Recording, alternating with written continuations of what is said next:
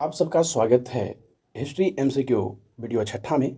अगर आप चैनल पे नए हैं तो चैनल को सब्सक्राइब कर ले या फेसबुक पेज पे देख रहे हैं तो फॉलो कर ले। चलिए चलते हैं बिना देर किए आज का पहला प्रश्न की ओर। पहला प्रश्न है, निम्नलिखित में से वह महानतम कुषाण नेता कौन था जो बौद्ध बन गया था? ऑप्शन ए है कनिष्क, ऑप्शन बी है वशिष्ठ और ऑप्शन सी है कुजुल करफिसस और ऑप्शन डी है भीम कडफिसस। तो ऑप्शन ए कनिष्क। और यह प्रश्न एसएससी सीजीएल 2017 का पूछा गया प्रश्न है। प्रश्न संख्या 2 है, कुषाण काल में सबसे अधिक विकास किस क्षेत्र में हुआ था? यानी कुषाण काल में सबसे अधिक विकास किस क्षेत्र में हुआ था? तो ऑप्शन ए साहित्य में, ऑप्शन बी वास्तुकला में और ऑप्शन सी है धर्म में और ऑप्शन डी है कला में। तो ऑप्शन बी वास्तुकला में। और यह प्रश्न यूपीपीसीएस 2012 का पूछा गया प्रश्न है। प्रश्न संख्या 3 है, सातवाहनों ने आरंभिक दिनों में अपना शासन कहाँ शुरू किया? तो option A Saurashtra, option B Pratishthan, option C Andhra Pradesh, option D Maharashtra. तो ऑप्शन सी आंध्र प्रदेश।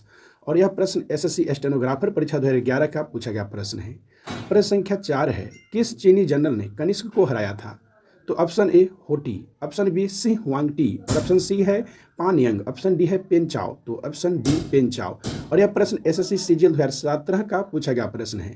प्रश्न संख्या 5 है, निम्नलिखित में से किसने बड़े पैमाने पर स्वर्ण मुद्राएं यानी सोने की मुद्रा मुहर चलाई थी? तो ऑप्शन ए कुषाण शासकों ने, ऑप्शन बी सुगवंशों ने, ऑप्शन सी है ग्रीक वासियों ने, ऑप्शन डी है मौर्यों ने। तो ऑप्शन ए कुषाण शासकों ने। और यह प्रश्न एसएससी 2011 का पूछा गया प्रश्न है। प्रश्न संख्या 6 है, कलिंग नरेश खारवेल किस वंश से संबंधित था? तो option A Kadam, option B Chedi, option C Haryaka, option D Kalinga. तो ऑप्शन बी चेदी। और यह प्रश्न एसएससी संयुक्त हायर सेकेंडरी 10+2 स्तरीय परीक्षा 2014 का पूछा गया प्रश्न है। प्रश्न संख्या 7 है, पुष्यमित्र सुगवंश सुग मौर्य सम्राट बृहदत्त की राजकीय सेना में किस पद पर आसीन था? तो option A governor, option B प्रधानमंत्री, ऑप्शन सी सेनापति, ऑप्शन डी है इनमें से कोई नहीं। तो ऑप्शन सी सेनापति। और यह प्रश्न एसएससी सीजीएल 2016 का पूछा गया प्रश्न है। प्रश्न संख्या 8 है, सातवाहन या आंध्र सातवाहन वंश का संस्थापक कौन था? तो ऑप्शन ए वशिष्ठी पुत्र श्री पुलमावी, ऑप्शन बी है गौतमी पुत्र सातकर्णी और ऑप्शन सी है सातकर्णी, ऑप्शन डी है सिमुक। तो ऑप्शन डी सिमुक। और यह प्रश्न बीपीएससी 2013 का पूछा गया प्रश्न है। प्रश्न संख्या 9 है, प्राचीन काल में कलिंग का महान शासक कौन था? यानी प्राचीन काल में कलिंग का महान शासक कौन था? तो ऑप्शन ए है Kharavela, option B Mayur Sharman, option C Bindusara, option D Ajatashatru. तो ऑप्शन ए है खारवेल। और यह प्रश्न एसएससी संयुक्त स्नातक स्तरीय टीआरई-1 परीक्षा 2014 का पूछा गया प्रश्न है। प्रश्न संख्या 10 है, प्राचीन भारत का महान व्याकरण पंतजलि किसका समकालीन था? तो ऑप्शन ए गौतमी पुत्र सातकर्णी, ऑप्शन बी है पुष्यमित्र शुंग, ऑप्शन सी है कनिष्क, ऑप्शन डी है चंद्रगुप्त द्वितीय। तो ऑप्शन बी पुष्यमित्र शुंग। और यह प्रश्न एसएससी सीएचएसएल 2016 का पूछा गया प्रश्न है। प्रश्न संख्या 11 है, सर्वप्रथम भारत में विशुद्ध संस्कृत भाषा में लंबा अभिलेख किस राजा द्वारा जारी किया गया? तो ऑप्शन है कुषाण राजा कनिष्क द्वारा, ऑप्शन बी है पार्थव राजा गोंदोफिनस द्वारा, ऑप्शन सी है शक राजा रुद्रदमन द्वारा, ऑप्शन डी है यवन राजा मिंडार द्वारा। तो ऑप्शन सी शक राजा रुद्रदमन द्वारा। तो ऑप्शन सी हो जाएंगे। और यह प्रश्न एसएससी एमटीएस 2019 का पूछा गया प्रश्न है। प्रश्न संख्या 12 है, भारतीयों के महान रेशम मार्ग यानी सिल्क रूट किसने आरंभ कराया? तो option A Fahien, option B Harsha, option C है अशोक, ऑप्शन डी कनिष्क। तो ऑप्शन डी कनिष्क। और यह प्रश्न एसएससी 2009 का पूछा गया प्रश्न है। प्रश्न संख्या 13 है, उत्तरी तथा उत्तरी पश्चिमी भारत में सर्वाधिक संख्या में तांबे के सिक्कों को किसने जारी किया था?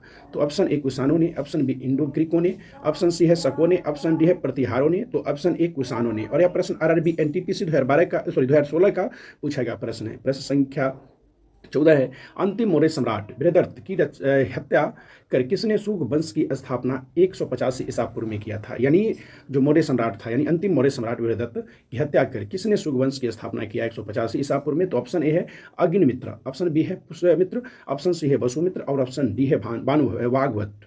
तो ऑप्शन बी पुष्यमित्र। और यह प्रश्न यूपीआरओ 2014 का पूछा गया प्रश्न है। प्रश्न संख्या 15 है, चरक और नागार्जुन किसके दरबार की शोभा थे?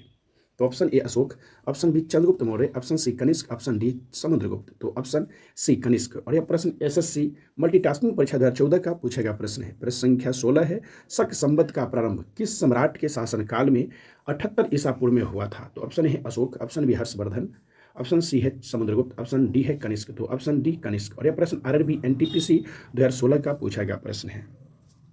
प्रश्न संख्या 17 है, निम्नलिखित में से कौन सा कला शैली भारतीय और ग्रीक यूनानी शैलियों का सम्मिश्रण है? तो option A Gandhara, option B Shikhara, option C है बेसर नागर, ऑप्शन सी है बेसर और ऑप्शन डी है नागर।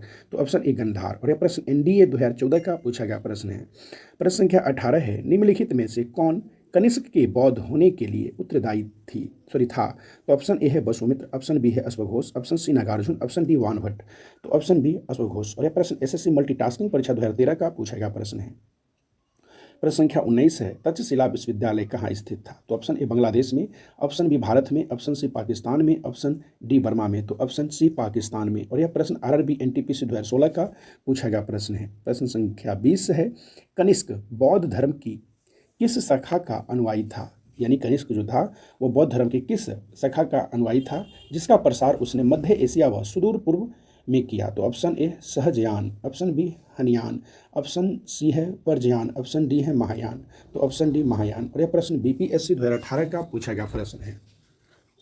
प्रश्न संख्या 21 है, कनिष्क के शासनकाल की सर्वाधिक महत्वपूर्ण घटना कौन सी थी? तो ऑप्शन ए चतुर्थ बौद्ध संगीति, ऑप्शन बी गंधार शैली का विकास, ऑप्शन सी है बौद्ध धर्म का भारत से बाहर प्रसार, ऑप्शन डी है जैन धर्म का पुनः उदय। तो ऑप्शन ए है चतुर्थ बौद्ध संगीति। और यह प्रश्न एसएससी स्नातक स्तरीय परीक्षा 2010 का पूछा गया प्रश्न है। प्रश्न संख्या 22 है, किस वंश ने मौर्य वंश की जगह ली थी? यानी किस वंश ने मौर्य वंश की जगह ली थी? तो ऑप्शन ए गुप्त, ऑप्शन बी है Shunga, option C Shishunaga, option D है चोल। तो ऑप्शन बी शुग। और अब यह प्रश्न आरआरबी एनटीपीसी 2016 का पूछा गया प्रश्न है। प्रश्न संख्या 24 है, कनिष्क की राजधानी कहाँ थी? यानी कनिष्क जो था उसका राजधानी कहाँ था?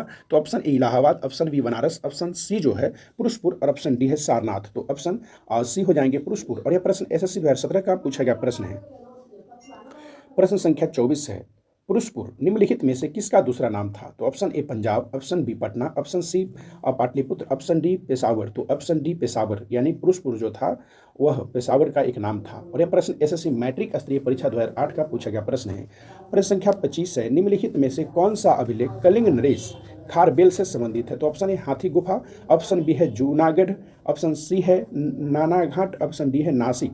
तो ऑप्शन ए है हाथी गुफा। और यह प्रश्न एसएससी सीजीएल 2016 का पूछा गया प्रश्न है। प्रश्न संख्या 26 से, किस सातवाहन नरेश ने गथा सप्तशती नामक महत्वपूर्ण कृति की रचना की? तो ऑप्शन है सिमुक, ऑप्शन बी है हाल, ऑप्शन सी है वशिष्ठ पुत्र पुलुमावी, ऑप्शन डी है गौतमी पुत्र सातकर्णी। तो ऑप्शन बी है हाल। और यह प्रश्न यूपीपीसी 2015 का पूछा गया प्रश्न है। प्रश्न संख्या 27 से, किस कुषाण शासक ने सर्वप्रथम स्वर्ण मुद्राएं जारी की? तो ऑप्शन ए है भीम कडफिसस, ऑप्शन बी है कनिष्क, ऑप्शन सी जो है कडफिसस द्वितीय, ऑप्शन डी है कडफिसस प्रथम। तो ऑप्शन सी हो जाएगा कडफिसस द्वितीय। और यह प्रश्न एसएससी संयुक्त हायर सेकेंडरी 10+2 स्तरीय परीक्षा 2011 का पूछा गया प्रश्न है। प्रश्न संख्या 28 है, चरक किसके राज चिकित्सक से थे? तो option A Harsha, option B Chandragupta Maurya, option C Ashoka, option D Kanishka. तो ऑप्शन डी कनिष्क। और यह प्रश्न एसएससी सीजीएल 2016 का पूछा गया प्रश्न है।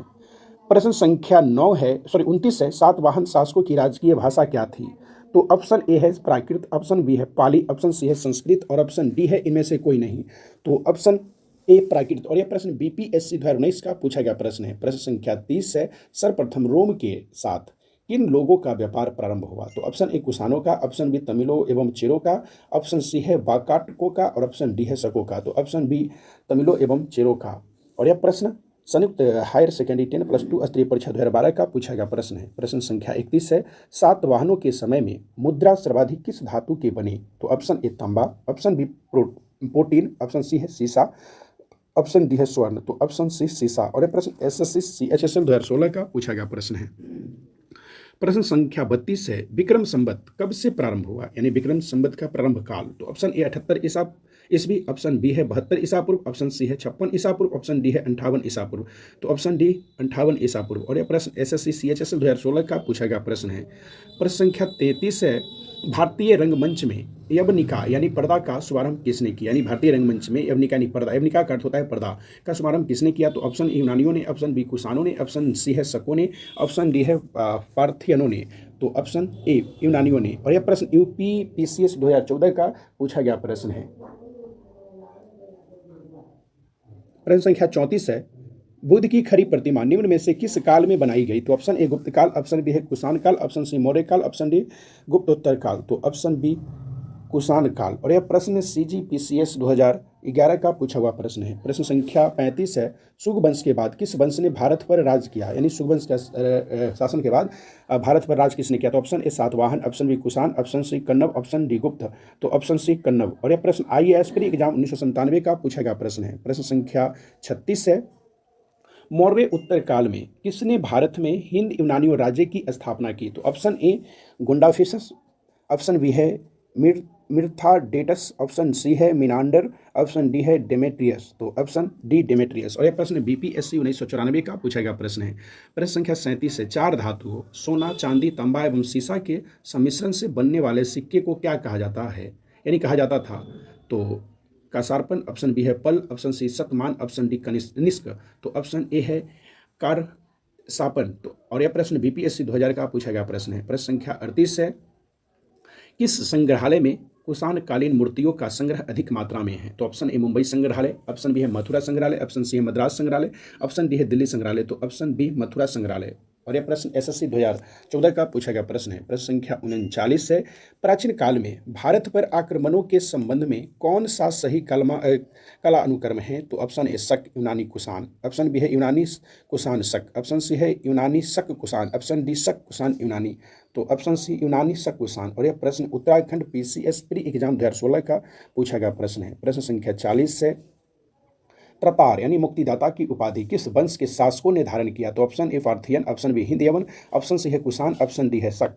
तो ऑप्शन डी शक। और यह प्रश्न SSC CGL 2015 का पूछा गया प्रश्न है। प्रश्न संख्या 41 है, तक्षशिला के प्रसिद्ध स्थल होने का क्या कारण था? यानी तक्षशिला के प्रसिद्ध होने का क्या कारण था? तो ऑप्शन ए गंधार कला, ऑप्शन बी है गुप्त कला, ऑप्शन सी प्राचीन वैदिक कला, ऑप्शन डी है मौर्यकालीन कला। तो ऑप्शन ए गंधार कला। और यह प्रश्न UP लोअर प्री एग्जाम 2015 का पूछा गया प्रश्न है। प्रश्न संख्या 42 है, किस वंश के शासकों ने छत्र प्रणाली का प्रयोग किया? तो ऑप्शन ए यूनानियों ने, ऑप्शन बी शकों ने, ऑप्शन डी सी गुप्तों ने, ऑप्शन डी हिंद यवनों ने। तो ऑप्शन बी शकों ने। और यह प्रश्न उत्तराखंड लोअर प्री एग्जाम 2011 का पूछा गया प्रश्न है।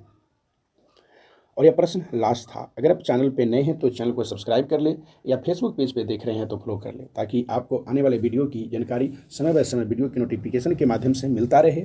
और जो भी प्रश्न है वह किसी न किसी एग्जाम में पूछा हुआ प्रश्न है। जैसा कि आप जानते हैं, किसी भी एग्ज़ाम को तैयारी अगर हम करना प्रारंभ किए हैं तो उससे पहले जो भी एग्ज़ाम हो चुका है, जैसे मान लो कि हम बिहार दरोगा की एग्ज़ाम की तैयारी करते हैं तो पहले ये हम देखेंगे कि बिहार दरोगा में कैसे प्रश्न पूछे जाते हैं। रेलवे की तैयारी अगर हम करते हैं तो रेलवे की तैयारी के बारे में पहले हम जानेंगे। यानी किसी भी तरह की एग्ज़ाम की तैयारी अगर आप करते हैं तो उससे पहले आप उसकी पृष्ठभूमि को जानते हैं, उसके बारे में जानते हैं कि कैसा प्रश्न, कैसा एग्ज़ाम वगैरह वगैरह सारे चीज़ की जानकारी हम पहले लेते हैं। उसके बाद हम क्या करते हैं, तैयारी करना प्रारंभ करते हैं। इसलिए आप एक बार ज़रूर इस वीडियो को विजिट कीजिए और अच्छे तरह से देखिए, समझिए। अगर आप चैनल पर नए थे तो चैनल को सब्सक्राइब कर ले, या फेसबुक पेज पर देख रहे थे तो फॉलो कर ले। धन्यवाद। फिर मिलेंगे अगले वीडियो में।